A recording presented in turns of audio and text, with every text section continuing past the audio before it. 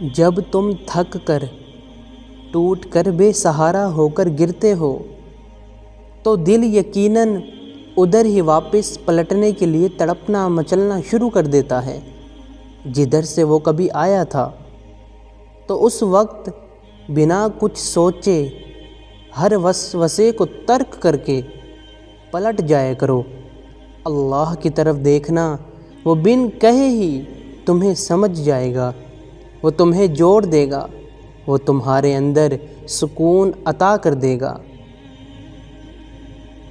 انسان مکان بدلتا ہے، رشتے بدلتا ہے، دوست بدلتا ہے، مگر پھر بھی دکھی رہتا ہے۔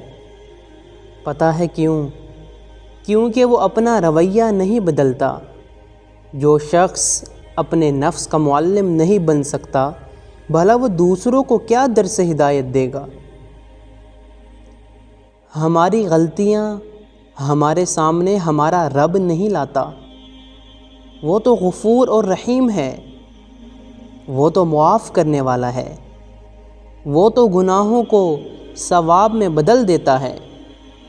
یہ سب کچھ ہمارے ساتھ ہم جیسے انسان کرتے ہیں، کیونکہ ان میں ظرف نہیں ہوتا کہ وہ کسی کو بخشیں۔ پتھروں سے اپنا سر مت پھوڑیں، ایسے لوگوں کو اپنائیں جو آپ کی قدر کریں۔ زندگی اتنی سستی نہیں کہ راہ چلتے لوگوں پر قربان کر دی جائے، اس لیے اپنی اہمیت خود سمجھیں اور اپنی قدر خود کریں۔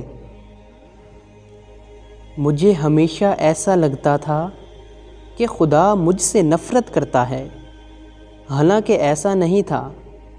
خدا تو ہر ایک سے محبت کرتا ہے، اسی لیے تو اس نے مجھے آزمائشوں میں ڈالا، اور وہ اپنے انہی بندوں کو آزمائش میں ڈالتا ہے جن سے وہ محبت کرتا ہے۔